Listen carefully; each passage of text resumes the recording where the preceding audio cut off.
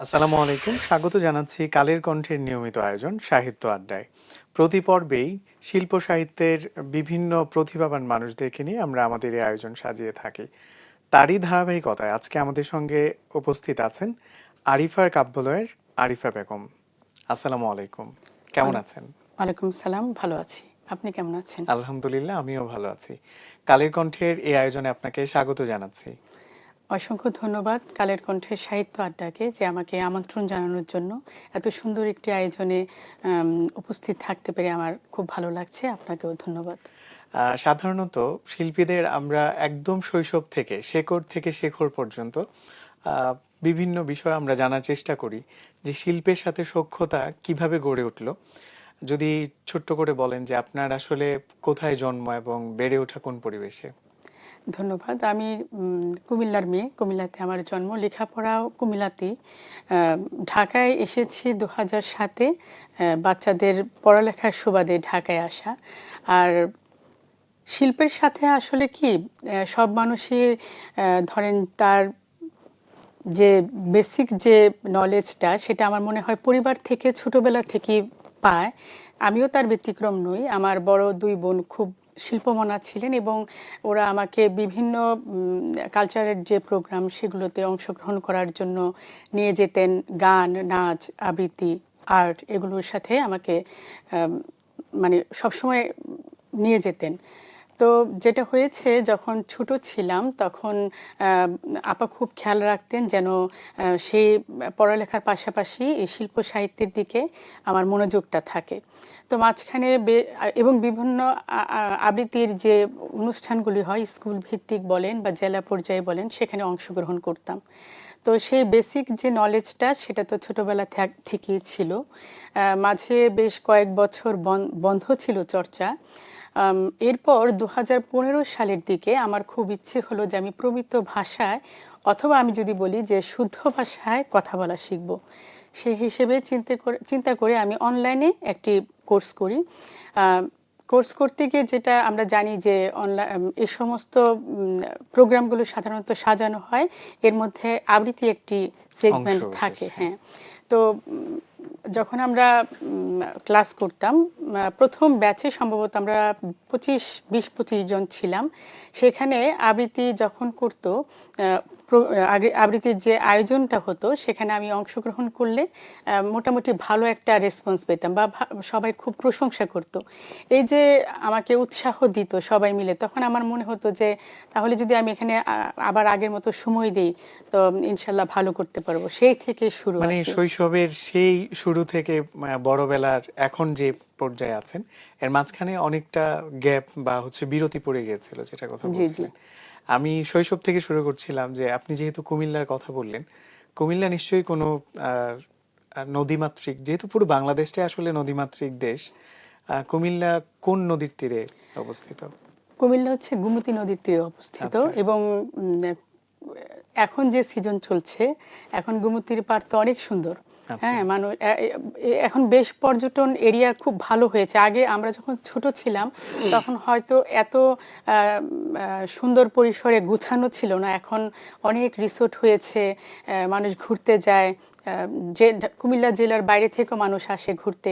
বেশ সুন্দর পরিবেশ, এটা ঘোরা কি যায়। ব্যাপারটা এরকম যে আমি দেখেছি যে শিল্প সাহিত্য যেটা হাওর অঞ্চল বা নদীমাতৃক জায়গা যেগুলো, সেখানকার মানুষজন দেখি যে শিল্পের প্রতি টান বা দরদটা বেশি থাকে। তো শিল্পের সাথে নদী এবং হাওর অঞ্চলের এই সম্পৃক্ততা, এই ব্যাপারে আপনার বক্তব্য কি? আসলে এখানে নদী বা আমি অন্য আপনি যে বললেন নদী বা হাওর অঞ্চল, আমি এটা শুধু এটা বলবো না। আমার কাছে মনে হয় যারা শিল্পমনা তারা প্রকৃতি পছন্দ করে। আচ্ছা।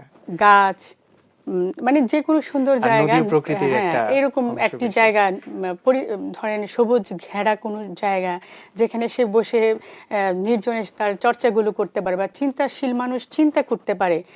আপনি নিশ্চয়ই একদম সমাগমে বসে আপনার একটা চিন্তাশীল তথ্য আপনার মাথায় আসবে না, সেটা নিয়ে চিন্তা করতে হবে, তাই না? অর্থাৎ যার সংস্পর্শে গেলে আমরা আসলে একা হতে পারি, যেমন পাহাড়, সমুদ্র, হতে পারে নদীর আহ, প্রবাহ। অর্থাৎ যেখানে গেলে কোলাহল থেকে বিচ্ছিন্ন হয়ে নিজের নিজের কাছে ফিরে আসে মানুষ। আচ্ছা, ছোটবেলা থেকে ভাবতেন যে আপনি আসলে বিভিন্ন কবির লেখা কবিতা আপনার নির্মাণে, আপনার কণ্ঠে আপনি আবৃত্তি করবেন, মানুষ সেটা মুগ্ধ হয়ে শুনবে। শৈশব থেকে এই ভাবনা ছিল? একদমই না। আমার ব্যাপার আবৃত্তিতে আসা একেবারে এটা আমার মানে কখনোই কল্পনা করিনি যে আবৃত্তির দিকে আমার ঝোঁক হবে। কারণ আমি শুরুতে একটি কথা বলেছিলাম যে আমি শুদ্ধ উচ্চারণের জন্য আমি মানে অনলাইন কোর্সে ভর্তি হয়েছিলাম। তো সেখানে আমি কিন্তু সংবাদ উপস্থাপনার জন্য আমার মানে একদম ধ্যান, জ্ঞান পুরোটাই ওইখানে ছিল যে আমি আচ্ছা। আ টিভিতে না যেতে পারলেও রেডিওতে বাংলাদেশ বেতারে আমি সংবাদ উপস্থাপিকা হিসেবে নিজেকে তুলে ধরব। তো উম ওই বললাম না যে সবাই এত পরিমাণে উৎসাহ দিল এবং সেই অনুপ্রেরণা থেকে আস্তে, আস্তে আমার পুরো লক্ষ্য চেঞ্জ হয়ে গিয়েছে। আচ্ছা। আমি আবৃত্তির দিকে ঝুঁকে গেছি। এখন ব্যাপারটা যেটা দাঁড়িয়েছে যে অনেক সময় এমন হয় যে উম প্রতিদিন তো আবৃত্তি চর্চার সাথে থাকি। যেকোনো একটা সময় আমার সুবিধামতো আমি থাকি। এমন হয় যেদিন আমি আবৃত্তি করি না, আমার মনে হয় যে দিনটা পরিপূর্ণ লাগে না। কি যেন একটি মানে নাই, খালি, খালি লাগে যে আমার দিনটা হ্যাঁ, পরিপূর্ণ হয় শিল্পের নাই। যেকোনো শাখায় আসলে সাধনার মতো, আবৃত্তি তো আরো বেশি। এই কারণে আপনি বলছিলেন যে কোনোদিন যদি এরকম আবৃত্তির চর্চাটা মিস হয় বা ছুটে যায়, সেটা আপনার কাছে খালি, খালি লাগে। আমি ব্যক্তিগতভাবে কবিতা লেখালেখি করি এবং প্রায়শই কবিতা পড়ি। কবিতা পড়তে পছন্দ করি। কিন্তু আবৃত্তি জিনিসটা আমার কাছে খুব শৈল্পিক একটা ব্যাপার মনে হয়। মনে হয় যে এটার জন্য অনেক বেশি সাধনার প্রয়োজন। তো ওই পরিমাণ মতো সাধনা আমার মধ্যে এখনো হয়ে ওঠেনি। দ্যাটস ওয়াই কিন্তু আমি কখনো নিজেকে আবৃত্তি শিল্পী বলতে পারি না। তো নিশ্চয়ই আজকে আপনার কাছ থেকে আমরা দারুণ সব কবিতা আবৃত্তি শুনতে পারবো। হ্যাঁ, অবশ্যই শুনবেন। না, এটা আপনি বলেছেন কথা ঠিক। আবৃত্তি হচ্ছে সাহিত্যিক রচনা। আচ্ছা। হ্যাঁ? যা গদ্য বা পদ্যের মাধ্যমে আমরা প্রমিত ভাষায় সহজ সাবলীলভাবে একজন আবৃত্তি শিল্পী তার কণ্ঠে ফুটিয়ে তোলে। এটা অবশ্যই সাধনার ব্যাপার আছে। সেখানে আপনার ব্যাকরণগত ব্যাপার আছে। ভাব, রস, ছন্দ, তাল এগুলা জানতে হয়। আপনি এজন্য জানা প্রয়োজন যে আপনি যখন একটি কবিতা পড়বেন, আমি যখন একটা কবিতা আবৃত্তি করতে যাই, আপনি যখন লেখালেখি করেন, আপনি যে কোন প্রেক্ষিতে আপনি লিখছেন আমি নিশ্চয়ই সেই জায়গাটা জানি না। হ্যাঁ। সেই পরিস্থিতিটা আমি জানি না। তবে আপনার লেখাটা যদি আমি কয়েকবার পড়ি, আম ওই বিষয়টা আ আমার মধ্যে আমি ধারণ করতে পারবো। ওই পরিস্থিতিটা আমি আমার মধ্যে ধারণ করতে পারবো এবং আমার কণ্ঠের মাধ্যমে আমি দৃশ্যপটগুলো ফুটিয়ে তুলতে পারবো। হ্যাঁ। এই যে সাধারণ মানুষের কাছে দৃশ্যপট ফুটিয়ে তোলা, কবিতাকে জীবন্ত করে দেওয়া। আমি মনে করি একজন আবৃত্তিকারের কাজ হচ্ছে কবিতার মধ্যে প্রাণ ঢেলে দেওয়া। একদম, একদম। একদম কবিতাকে জীবন্ত করে তো দেওয়া। এটা কিন্তু খুব সহজ বিষয় না যে একজন কবি যখন নিবৃতচারী হয়ে যখন একটা সৃষ্টি, একটা কবিতা, কাব্য যখন রচনা করছেন, তখন কিন্তু আমরা যারা পাঠক, আবৃত্তি শিল্পী, আমরা কিন্তু জানি না তিনি আরবিতে এটাকে বলে যে হচ্ছে শানে নজুল বা ঘটনা প্রবাহ। কোন পরিপ্রেক্ষিতে তিনি এই রচনাটুকু করছেন সেটা না জেনে ঠিক হুবহু ওইভাবে প্রাণ দেয়া, ওইভাবে প্রাঞ্জল করে ফুটিয়ে তোলা, এটা খুব কঠিন এবং কষ্টসাধ্য ব্যাপার। যেটা আপনারা করছেন আরকি। হ্যাঁ, কষ্টসাধ্য ব্যাপারটা কি আপনাকে নিয়মিত চর্চা করতে হবে। এটা তো খুবই স্বাভাবিক ব্যাপার। আপনি যেকোনো ভালো জিনিস অর্জন করতে চাইলে সেখানে আপনার সময় দিতে হবে। চর্চা করতে হবে, লেগে থাকতে হবে, তাই না? আপনি একটি বিষয়ে দক্ষতা অর্জন করতে হলে এর নাড়ি নক্ষত্র আপনার জানতে হবে। তো অবশ্যই এটা সাধনার ব্যাপার। এবং আমি মনে করি যে এখনো আমি আও পারি না। আমার কাছে এমন হয় যে আমার শেখার তো শেষ নাই। আরো শিখতে হবে, আরো জানতে হবে। যখন আমি একটি কবিতা নির্মাণে বসি, আমার এমনও হয় যে দেখা যায় ১০-১৫ দিন লেগে যায়। মানে কেন লাগে? আমার মানে মন মতো হচ্ছে না। আমি যেটা চাচ্ছি সেটা আমার মন মতো হচ্ছে না। তো এই দিক থেকে আমার মনে হয় যে অবশ্যই এটা সাধনার ব্যাপার এবং আম সাধনা ছাড়া এটা সম্ভব না। সাহিত্যিক মানুষ মাত্রই বিনয়ী হয়ে থাকেন। আপনার কথায়ও তার মানে ব্যতিক্রম কিছু না। আপনি বলছিলেন যে হচ্ছে এখনো শুরু করিনি। আ শিল্পী মানুষ মাত্রই বিনয়ী। আমরা কি আপনার কাছ থেকে কোনো আবৃত্তি শুনতে পারি? জি, আমি আবৃত্তি করব বিশ্বকবি রবীন্দ্রনাথ ঠাকুরের বার্ষিক কবিতাটি হ্যাঁ। আবৃত্তি করতে চাই। তো এটি একটু বড় কবিতা, তবে আমার ইচ্ছে ছিল যে আমি আসার পর আমি কবিগুরু রবীন্দ্রনাথ ঠাকুরের বাসী কবিতা, মানে ওনার একটি কবিতা পড়বো, সেরকম একটি ইচ্ছে ছিল। সে সুবাদে আজকে পড়তে চাই প্রথম কবিতাটি। আবৃত্তি করছি রবীন্দ্রনাথ ঠাকুরের বাসী কবিতাটি। কিনু গোয়ালার গলি, দোতলা বাড়ির লোহার গড়াতে দেওয়া একতলা ঘর, পথের ধারে লোনা ধরা দেয়ালেতে মাঝে মাঝে ধসে গেছে বালি, মাঝে মাঝে শ্বেতা পড়া দাগ, মার্কিন থানের মার্কা একখানা ছবি, সিদ্ধিদাতা গণেশের দরজার পরে আটা। আমি ছাড়া ঘরে থাকে আরেকটি জীব, সেটা টিকটিকি। তফাৎ আমার সঙ্গে এই শুধু, নেই তার অন্যের অভাব। বেতন 25 টাকা, সদাগরি আপিসের কনিষ্ঠ কেরানি। খেতে পাই দত্তদের বাড়ির ছেলেকে পড়িয়ে। শিয়ালদা স্টেশনে যাই, সন্ধেটা কাটিয়ে আসি, আলো জ্বালাবার দায় বাঁচে। ইঞ্জিনের ধস ধস, বাঁশির আওয়াজ, যাত্রীর ব্যস্ততা, কুলি হাঁকাহাঁকি। 10:30 বেজে যায়।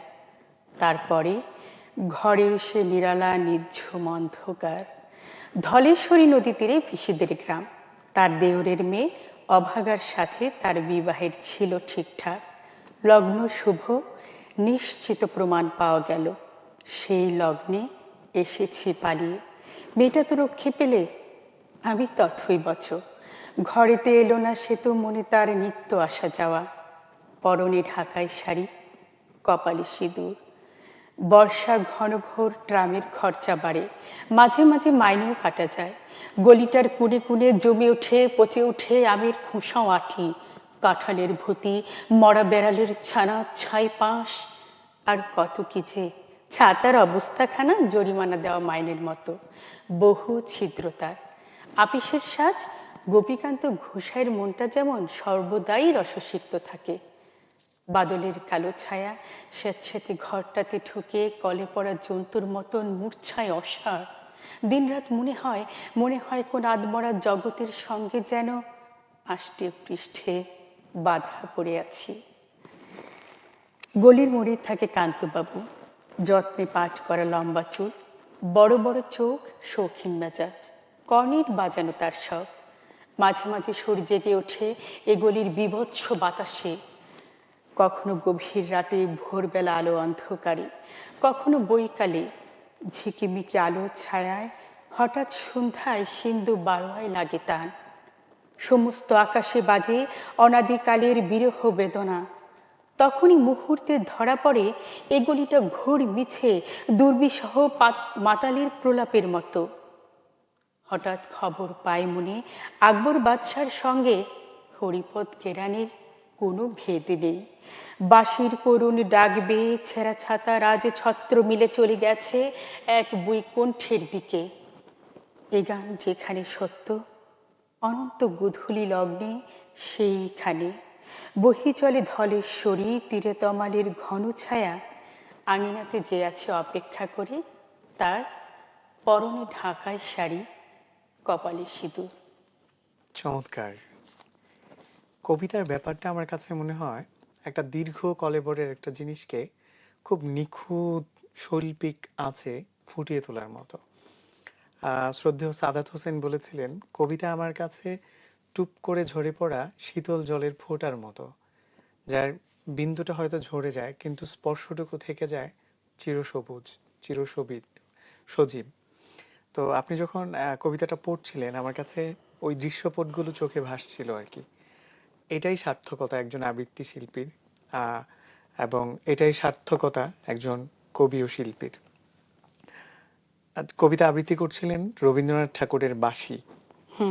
যদিও এটি অনেকে বলে যেটি এটি পুরুষ কণ্ঠের কবিতা, কিন্তু আমার কবিতাটা এত ভালো লাগে আমি চেষ্টা করি যে মানে পড়ার জন্য, সবসময় পড়ার জন্য, এবং আমি মঞ্চে পড়ার একটি স্বপ্ন আছে আমার এই কবিতাটি। কারণ এই কবিতার মধ্যে আপনার একজন যুবকের, নিম্নবিত্ত একজন যুবক, তার পুরোটা সময় সে তুলে ধরেছে এই কবিতার মাধ্যমে। তো সে একটি নিম্ন মধ্যবিত্ত পরিবারের ছেলে, তারও ভালোবাসার ইচ্ছে জাগে, তার পারিপার্শ্বিক সে পরিবেশটা তুলে ধরেছে, মানে কেমন জায়গায় সে ছিল। কিন্তু এই যে মানে কবি, মানুষে মানুষে কোনো ভেদাভেদ নেই হ্যাঁ হ্যাঁ এবং সে যে এটাই এটাই একটি মানে আবৃত্তিকার এই জিনিসটাই তুলে ধরে। যারা এখন নতুন আবৃত্তিতে আসতে চায়, মানে অনেককেই দেখি আঞ্চলিকতার তো একটা ব্যাপার থাকে, মানে আমিও যেহেতু বৃহত্তম ময়মনসিংহের, আমার গেস্ট লাইন খেয়াল চুইন, তো এই ধরনের আঞ্চলিকতা কিন্তু আমার মধ্যে ছিল। তো ওই জায়গা থেকে আমি চেয়েছি যেন আমি কথা বললে আমি কোন অঞ্চলের, আমি কোন গ্রামের, সেটা যেন বোঝা না যায়। তো কেউ যদি নতুন আবৃত্তিতে আসতে চায়, তাদের জন্য আপনার মেসেজ কি থাকবে? আসলে উম, যারা আবৃত্তি পছন্দ করে আমি মনে করি যে তারা নিয়মিত চর্চা করবেই। এবং যে আমি বললাম না শুরুতে ব্যাকরণগত কিছু বিষয় থাকে যা কিনা আপনার উচ্চারণের জায়গাটুকুন ঠিক করে। কারণ আবৃত্তিটা এই জন্য দরকার হয়, যেমন নজরুলের কবিতা বলেন, রবীন্দ্রনাথের কবিতা বলেন, ওদের কবিতাগুলো পড়লে আপনার অনেকাংশে উচ্চারণের জায়গা ঠিক হয়ে যায়, বোধের জায়গাগুলো পরিষ্কার হয়।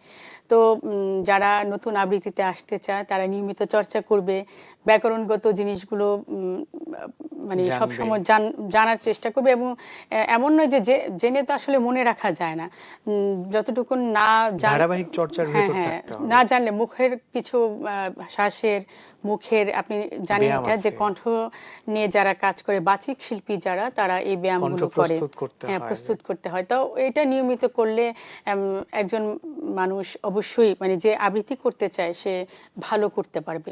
কিন্তু চর্চা করতে হবে সবসময়, যে আজকে করলাম, 1 মাস পর বা 15 দিন পরে আবার সে আগের জায়গায় চলে যাবে, ছাড়া যাবে না, নিয়মিত আচ্ছা, চর্চা ছাড়া দিনের যাবে না। মধ্যে কোন সময়টাতে আবৃত্তির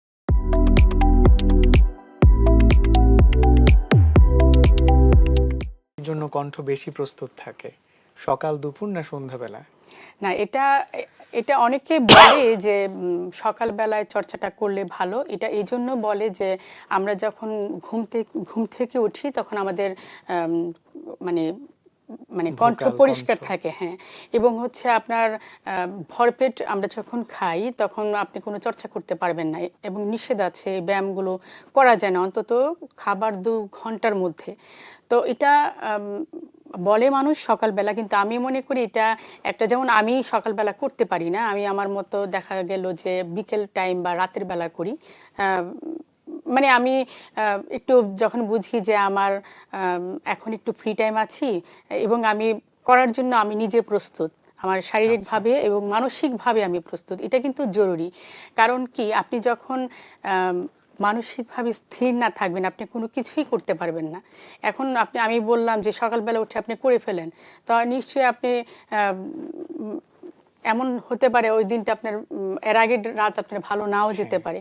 তো এটা হচ্ছে ব্যক্তি অর্থাৎ বিশেষে, মানসিক প্রস্তুতিটা খুব হ্যাঁ বেশি অবশ্যই মাত্রায় জরুরি আছে, জরুরি। এবং ব্যক্তি বিশেষে যে সে কখন ফ্রি থাকতে মানে তার মতো করে সে টাইমটা সাজিয়ে নেয়, আচ্ছা, যে কখন সে আবৃত্তি চর্চাটা এই যে করতে পারবে। আপনার সংসার, সন্তান, এর পাশাপাশি শিল্প চর্চার জন্য সংসার কি কখনো ব্যত্যয় ঘটায় বা হচ্ছে বাধা হয় কিনা? এত কিছু সামলিয়ে কিভাবে আপনি শিল্প চর্চা করছেন? আমি মনে করি আপনি যে জিনিসকে ভালোবাসেন, যেটা আপনি মন থেকে চান যে এটা আমাকে আয়ত্ত করতে হবে, এর এটা আপনি করতে পারবেন নিজের মধ্যে, স্থায়িত্ব করতে চান, সেটা আপনি সময় করে, টাইম ম্যানেজমেন্ট একটা কথা আছে, হ্যাঁ, তো আপনি এটা টাইম ম্যানেজমেন্টের মাধ্যমে আপনি সেটা তৈরি করে ফেলতে পারবেন। এখন একটা মানুষের প্রতিদিনের প্রাত্যহিক কাজের সাথে সাথে আপনার নাওয়া খাওয়া, নামাজ, এছাড়াও মানুষের ব্যক্তিগত কিছু কি একটা নিজস্ব একটা টাইম থাকে, কিন্তু জি। থাকে না? এখন আমি যদি চাই যে আমি এই কাজটা আমার করতে ভালো লাগে, এটা করলে আমার মন ভালো হয়, এটা করলে আমার কাজের স্পৃহা বাড়ে, তো আমি কোনো না কোনোভাবে আমি আমার সময়টা কিন্তু বের করে নেব। এটা কিন্তু মানে কোনো বাধা হয়ে দাঁড়ায় না। আচ্ছা, হ্যাঁ, আপনি যদি সব কাজ সামলে এটা করতে পারেন, এটা কেন বাধা হবে, এটা আমার অর্থাৎ আসলে আন্তরিক জানা নেই। প্রচেষ্টা এবং সদিচ্ছা যদি থাকে তাহলে যে কোনো শিল্পই আসলে চর্চা করা যায়। অবশ্যই। তো কখনো কি এরকম হয়েছে যে কবিতার জন্য তো একদম নীরবতা দরকার, কোলাহলে আপনি গান গাইতে পারবেন, কবিতার জন্য মানে নৈশব্দ প্রয়োজন হয়। তো কখনো কি এরকম হয় যে আপনি কোন একটা কবিতার, আর আমি যতদূর জানি কবিতা লেখার জন্য বা আবৃত্তির জন্য হুট করে মাথায় আসলো আর লিখে ফেললাম বা আবৃত্তি করে ফেললাম, তা কিন্তু না। একটা কবিতা লিখতে গেলে মাসের পর মাস সেই কবিতার বীজটুকু আহ, মাথার মস্তিষ্কে ঘুরতে থাকে। যখন সেটা পরিপক্ক হয় তখন শব্দে কবিতা লিখেন। আবৃত্তির ক্ষেত্রেও আমার মনে হয় তাই, যে কবিতার নির্মাণটুকু খুব বেশি জরুরি। আহ, দিনের পর দিন সেই নির্মাণটা যখন আপনি মাথার মধ্যে ঠিক করেন, তারপর আপনি এটাকে ডেলিভারি দেন। তো কখনো এমন হচ্ছে যে কোনো একটা কবিতার নির্মাণ আপনার মাথায় ঘুরছে, সাংসারিক কোনো একটা কাজ বা ব্যস্ততা, বা হয়তো বা ভাইয়া এসে বলল যে আহ, কোন ধ্যানে থাকো তুমি, এরকম হয় কিনা? না, আমার ক্ষেত্রে এরকম হয় না। কারণ হচ্ছে আমি এমন বহুবার হয়েছে কবিতাটা আমি, মানুষ তাসবিহ করে না আল্লাহ আল্লাহ করে গোনে, তো তাই তো, এটা কিন্তু সত্যি। আমি কিন্তু রিমাইন্ড করতে থাকি অলওয়েজ, রান্না করছি এটা আমার আজকে যে নির্মাণটা করব সেটা নিয়ে আমি হচ্ছে মানে আমার রিমাইন্ডে থাকে যে আজকে এই কবিতাটা পড়বো, এবং আমি মুখস্থ করার চেষ্টা করি, লাইন মনে করতে থাকি এরপর কি হবে, আচ্ছা এরপর আচ্ছা, কি হবে। এই আহ, জন্যই আবৃত্তিকে সাধনার পর্যায়ে হ্যাঁ হ্যাঁ, বলা ওই যে হয় আর বললাম কি। না যে আপনি যেটা ভালো লাগে আপনার কাছে সেটা আপনি ঠিকই আয়ত্ত করতে পারবেন। সময়, সংসার কিংবা পারিপার্শ্বিক কোনো নেগেটিভ কোনো কিছু আপনাকে মানে আঁকড়ে রাখতে পারবে না। আচ্ছা, মানুষের জন্য আবৃত্তি চর্চাটা কতটুকু জরুরি আপনি মনে করেন? অবশ্যই জরুরি মানুষের জন্য। কারণ আজ থেকে ৭ বছর আগের আমি আর এখনকার আমির মধ্যে অনেক পার্থক্য। আমার মনে হয়, আমি বলি অনেক সময় আমার ফ্রেন্ড সার্কেলকে বলি যে আমি ৩০-এর পর আমি নিজেকে চিনতে শিখেছি। আচ্ছা, এটা কেন শিখেছি? আপনি যখন এক একটি কবিতা পড়বেন, প্রত্যেকটা কবিতা কিন্তু এক একটা জীবন, হ্যাঁ, জীবনের উপর জীবনের নিয়ে গল্প। লেখা হয়, হ্যাঁ, জীবনের গল্প বলেন বা আপনি এক একটা বার্তা দেয়, তাই না? তো আপনি কিন্তু আপনার বোধের জায়গাটা পরিষ্কার হয়ে যায়। একদম। তখন আপনি মানুষ মানুষ চিন্তাশীল হয় এবং তার মধ্যে মানে সহ্যের যে একটা ধারণ ক্ষমতা সেটা ওটা বাড়ে। পারে। তো এর বাইরেও আমার মনে হয় যে যে কোনো আবৃত্তি শিল্পী তো আগে শুদ্ধ ভাষাভাষী। তিনি প্রমিত উচ্চারণে কথা বলতে পারবেন, এবং শুদ্ধ শব্দচয়ন যেটা, ওইটা তার মধ্যে আয়ত্ত করতে হয়। তারপর তিনি আসলে আবৃত্তি করেন। তো প্রত্যেকটা মানুষের জন্য আমার মনে হয় যে শুদ্ধ শব্দচয়নে কথা বলাটা এটা খুব বেশি জরুরি। হ্যাঁ, এটা তো অবশ্যই জরুরি আছে। কিন্তু কবিদের ক্ষেত্রে একটি ব্যাপার আছে যে আপনি কিন্তু আঞ্চলিক কবিতা পড়তে হয়। বা আমাদের যেমন আজকে ইনশাল্লাহ পড়বো, আমি আঞ্চলিক একটা কবিতা রেডি করে নিয়েছি আমি। তো আঞ্চলিকের ক্ষেত্রে যেটা হয়, আপনি যে জেলার আঞ্চলিক ভাষাটা নিয়ে আপনি আবৃত্তি করতে চান, ওই জেলার আবৃত্তি মোটামুটি আপনাকে মানে মানে ভাষাটা ভাষাটা আপনাকে ওই আত্মস্থ নলেজ করতে হয়, থাকতে হবে, হ্যাঁ। আত্মস্থ না অন্তত নলেজ থাকতে হবে যে এই কবিতাতে যে যে ভাষা আপনাকে মানে শব্দচয়ন করতে হয় সেটা আপনার ওই জানা নলেজে থাকতে হবে। আনতে হবে। তো আমার মনে হয় যে অবশ্যই একটা এটার প্রয়োজন আছে, এটার প্রয়োজন যে নাই তা না। আচ্ছা, আমরা তাহলে আজকে আঞ্চলিক কোন কবিতাটা শুনবো? আজকে পড়ব কবি সাফিয়া খন্দকার লেখা কবিতা পরিবাণ ও জবানবন্দি। এটি প্লিজ একটি যদি। আঞ্চলিক কবিতা, এটি পড়ার চেষ্টা করছি।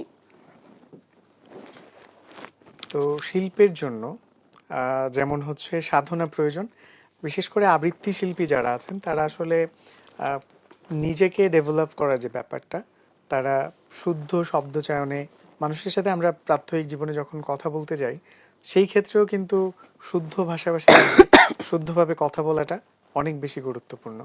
যে আমরা আজকের আঞ্চলিক কবিতায় যাচ্ছি। Case number 499। কেসের ধরন অ্যাটেম্প টু মার্ডার। যে হুজুর, যাহা বলিব সত্য বলিব, সত্য বই কোনো মিথ্যা বলিব না। আমি পরিবাণু, স্বামী সালাম মিয়া, হেরে বিষ দিয়ে মারতে চাইছি, এ কথা আসমান জমিন সান সুরুজের লাহান সত্য, আমারে ভুলেও সাইরেন না হুজুর। এবার সারা পাইলে হেরে দাও দিয়া জবাই দিব, হের মাংস কাইটটা কুড়ি কুড়ি কইরা হেয়াল করতারে খাওয়ামু, হের পর হের মায়ের মুখ খান সায়া সায়া দেহ। পরিবাণু, পরিবাণু আপনি শান্ত হন। আপনাকে দেখে খুব ঠান্ডা স্বভাবের মানুষ বলে মনে হচ্ছে। আপনার মতো একজন মানুষ এমন একটি কাজ করতে পারে, আমার বিশ্বাস হতে মন চায় না। আমি আপনার ঘটনাটি শুরু থেকেই জানতে চাই। হুজুর, একখান ছোট জমিন আছিল। বাপে বন্ধক দিয়া নগদ 20,000 টাকা দিয়া বিয়া দেয়।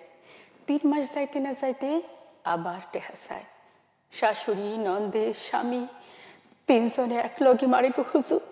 যেদিন গরম কাঠের হাদে ফিডে হুজুর, এদিন আর সহ্য হয় না। বাপের ভিড়ায় যায়, মায়ের হগল কথা খুইলা কই। মায় আমারে ফেরাউনের স্ত্রী বিবি আসিয়ার কাহিনী হুনায় বিদায় দেয়। হুজুর, পেটের মধ্যে তখন সুখের স্বপ্ন নড়ে সরে। কপালের ঘাম আর মাইরে নিয়ম কইরা 10 মাস যায়। পূর্ণিমার সান আমার কুলে, 3 দিন বাদে মরণ ঘুম সুখে। ঘুম ভাঙলে দেখি জাদু নাই, জাদু আমার পাশে নাই। ফিস ফাঁস কথা কানে আসে। হারামজাদা, কথা আসছিল 10,000 টাকা, 5,000 টাকাই দিলি কেন? জ্যোৎস্না ধবল রায়, বুকের দুধে শরীরটা ভিজা চাই গো হুজুর। হুজুর, হুজুর আগে জানি আসছিল না, ইন্দুর মারার বিশ্বে মানুষ মরে না। ইস, কেন যে তখন ওরে জবাই দিলাম না। পরিবানু হুজুর, একখানা আরজি আসছিল, একখানা আরজি আসছিল আমার, শুনবেন আপনি? হ্যাঁ বলেন। আমারে ফাঁস দেন গো হুজুর, আমারে ফাঁস দেন। আর আমার মায়েরে কইেন, আমি তো তার কথা মতো বিবি আসিয়া হয়েছিলাম। এর পরেও আমি কেন মা ডাক শুনতে পারলাম না? কেন তার জন্মদাতা তারে বিচ্ছা দেয়? কেন গো হুজুর, কেন কেন? চমৎকার। আমি আসলে কবিতার ভেতরে ছিলাম একদম, আহ, মানে নির্বাক হয়ে গেছি এরকম।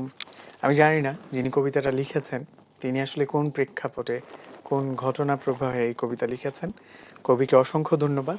ধন্যবাদ আপনাকেও এত চমৎকার করে কবিতাটি আবৃত্তি শোনানোর জন্য। আপনি আমাদেরকে আরো কোনো আবৃত্তি শোনাতে চান কিনা?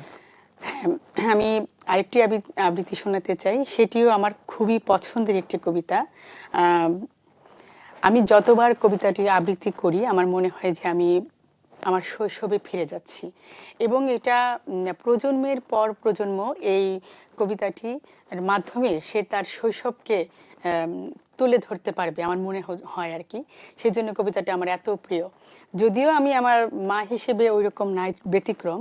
আমার ছেলে নিয়মিত খেলাধুলা করে, একটি ছেলে আমার, এবং খেলার জন্য তার মানে জীবন প্রায়, সে সব বাদ দিয়ে খেলা করবে, খেলাধুলা করবে। কারণ এটা এজন্য আমি বলছি যে খেলাধুলাটা জরুরি মানসিক স্বাস্থ্যের জন্য। আপনি এখন আপনার কোনো অপশন নেই, শুধুমাত্র টিভি, মোবাইল। আমি মানে খেলাধুলা ছাড়া আমি তার হাতে একটি মোবাইল তুলে দিতে পারি। তো মোবাইল তো আসলে তাকে কি করছে, মানে সৃষ্টিশীল করতে পারছে না, ফিটনেস আনতে পারবে না। তো খেলাধুলার মাধ্যমে একটি বাচ্চা তার শারীরিক বা মানসিক বিকাশ সুন্দরভাবে তৈরি হয় আমার মনে হয়। তো কবিতার নামটা যদি হ্যাঁ, বলতেন। আমি এখন পড়ব, আবৃত্তি করছি কবি তারিকুজ্জামান বাঁধনের লেখা কবিতা ছুটি।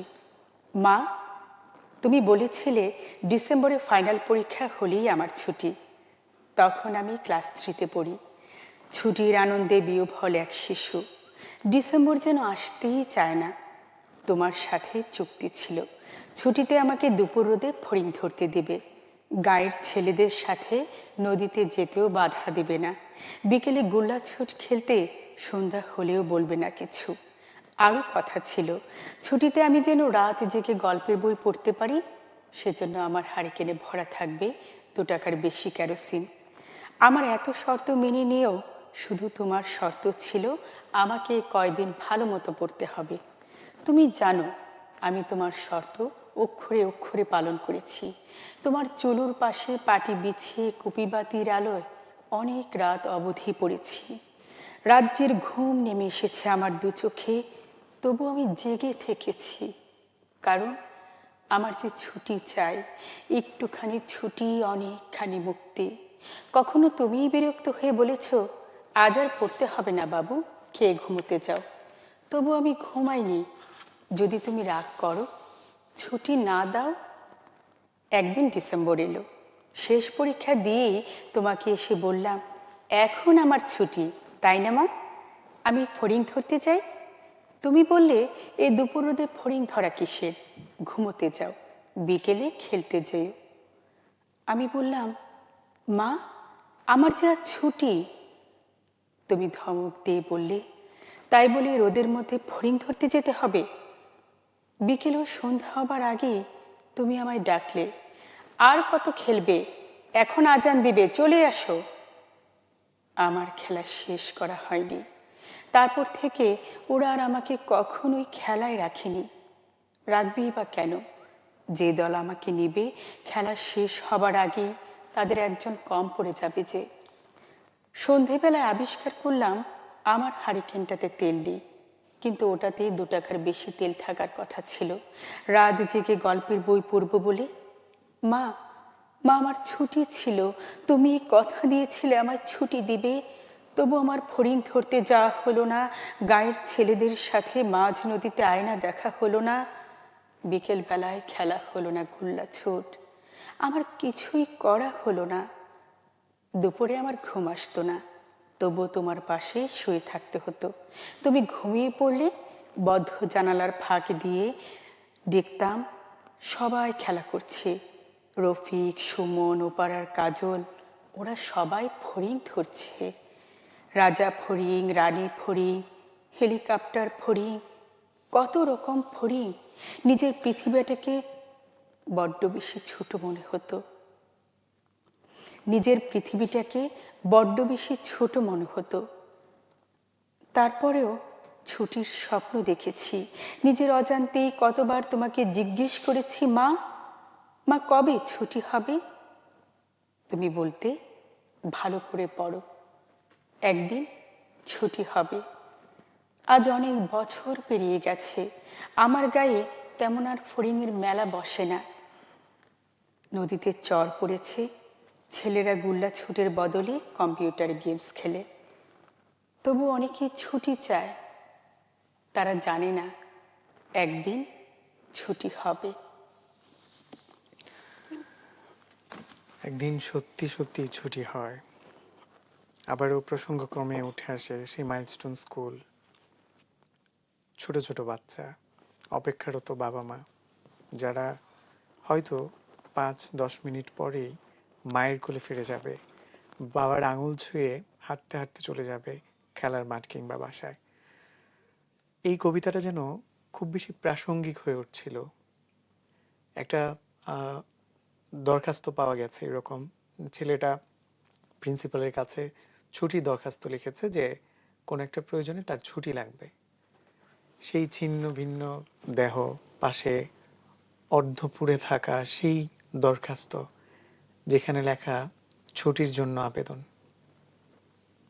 জীবনে ছুটি আসে, কিন্তু কাঙ্ক্ষিত ছুটিটা কখনোই বোধহয় আমাদের মিলে না। দুঃখিত, আমি আসলে আবেগপ্রবণ হয়ে যাচ্ছিলাম। একেবারেই তাজা ঘটনা, যেটা মাত্রই এখনো চোখ থেকে সরাতে পারছি না। তো চমৎকার এই এই সার্থকতা কিন্তু আপনার আবৃত্তির কারণেই মূলত আমাকে এত জীবন্ত করে তুলছিল ছুটি প্রসঙ্গটা। আমরা কি একেবারেই শেষ পর্যায়ে আছি? আপনি যদি আরো কোনো কবিতা আবৃত্তি করতে চান। আরেকটি কবিতা পড়তে চাই, এটা আমার খুব পছন্দের এবং একটি রোমান্টিক ধাঁচের কবিতা। সবাই বহুল মানে পঠিত এবং হচ্ছে বেশ জনপ্রিয় একটি কবিতা, মালতীবালা বালিকা বিদ্যালয়, সেটি পড়ব। জয় গোস্বামীর লেখা কবিতা এটা। এর মধ্য দিয়ে আমরা আমাদের আজকের অনুষ্ঠানের একেবারেই শেষ পর্যায়ে আছি। আবৃত্তি আমাদের জীবনে খুবই দরকার, কারণ আবৃত্তির মাধ্যমে আমরা এই যান্ত্রিক জীবনে অনেক বেশি ডিভাইস মুখী হয়ে গেছি। আবৃত্তির জন্য আপনাকে বইয়ের পৃষ্ঠায় যেতে হবে, মানে একটা আবহে যেতে হবে। এই জন্য মনে হয় যে আবৃত্তিটা অনেক বেশি প্রাসঙ্গিক আমাদের জন্য এখন। হ্যাঁ, অবশ্যই প্রাসঙ্গিক। এবং একটি ব্যাপার, যেটা আপনি মোবাইলে অতটুকুন জ্ঞান অর্জন করতে পারবেন না, অতটুকুন জানতে পারবেন না যেটা বই পড়ে আপনি পাবেন। একটি অধ্যায়ে আপনার কি হয় যে আমরা যখন একটি বিষয় জানতে চাই, একটি অধ্যায়ে প্রথম থেকে শেষ পর্যন্ত আমাকে পড়তে হয়। একটি পাঠ্য বইয়ের কথাই যদি আমরা বলি, তো যে কোনো ক্ষেত্রে আপনার বইয়ের সান্নিধ্যে যেতে হবে। মোবাইলে আমি অতটুকুন পাবো না, সেটা সম্ভব না আসলে। তো আবৃত্তি করছি জয় গোস্বামীর মালতীবালা বালিকা বিদ্যালয়। বেণীমাধব, বেণীমাধব তোমার বাড়ি যাব। বেণীমাধব তুমি কি আর আমার কথা ভাবো? বেণীমাধব মোহন বাঁশি তমাল তরুমূলে বাজিয়েছিলে। আমি তখন মালতী স্কুলে ডেস্কে বসে অঙ্ক করি, ছোট্ট ক্লাস ঘর, বাইরে দিদিমণির পাশে দিদিমণির বর। আমি তখন নবম শ্রেণী, আমি তখন শাড়ি। আলাপ হলো বেণীমাধব সুলেখাদের বাড়ি। বেণীমাধব, বেণীমাধব লেখাপড়ায় ভালো, শহর থেকে বেড়াতে এলে আমার রং কালো। তোমায় দেখে এক দৌড়ে পালিয়ে গেছি ঘরে। বেণীমাধব আমার বাবা দোকানে কাজ করে। কুঞ্জে অলি গুঞ্জে তবু ফুটেছে মঞ্জুরি। সন্ধেবেলা পড়তে বসে অঙ্কে ভুল করি।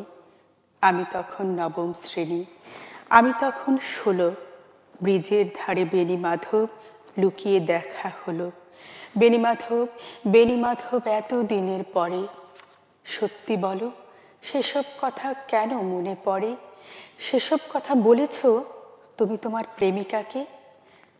আমি কেবল একটি দিন তাকে দেখেছিলাম আলোর নিচে, অপূর্ব সে আলো। স্বীকার করি দুজনকেই মানিয়েছিল ভালো। জুড়িয়ে দিল চোখ আমার, পুড়িয়ে দিল চোখ। বাড়িতে এসে বলেছিলাম ওদের ভালো হোক। রাতে এখন ঘুমোতে যাই একতলার ঘরে, মেঝের ওপর বিছানা পাতা জ্যোৎস্না এসে পড়ে। আমার পরে জীবন ছিল চূড়া পথের বাঁকে, মিলিয়ে গেছে জানি না আজ কার সঙ্গে থাকে। আজ জুটেছে কাল কি হবে, কালের ঘরে শুনি। আমি এখন এই পাড়ায় সেলাই দিদিমণি। তবু আগুন বেণীমাধব আগুন জলে কই। কেমন হবে আমিও যদি নষ্ট মেয়ে হই? কেমন হবে আমিও যদি নষ্ট মেয়ে হই? চমৎকার। দর্শক, এরই মধ্য দিয়ে আমরা আমাদের আজকের অনুষ্ঠানের একেবারেই শেষ পর্যায়ে আছি। আমাদের অতিথির কাছে চলে যাব। যদি দর্শকদের উদ্দেশ্যে আপনার কোনো মেসেজ বা কিছু বলার থাকে প্লিজ যদি বলতেন। অনেক ধন্যবাদ যে এত সুন্দর একটি আয়োজনে আমাকে আমন্ত্রণ জানানোর জন্য।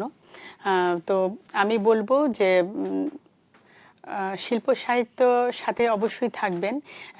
যার যে কাজটা করতে ভালো লাগে, আবৃত্তি করা, গান গান শোনা, গান গাওয়া, অনেকে নাচ করেন, তো শিল্পের মধ্যে থাকবেন। এতে করে আপনার মনের যে বিকাশটা, মানসিক যে বিকাশটা সেটা ভালো হয়, বোধের জায়গা পরিষ্কার হয় এবং আপনি একজন নিজেকে ভালো একটি সময় দেওয়ার জন্য আপনার যে সময়টা দরকার সেটা আপনি পাবেন।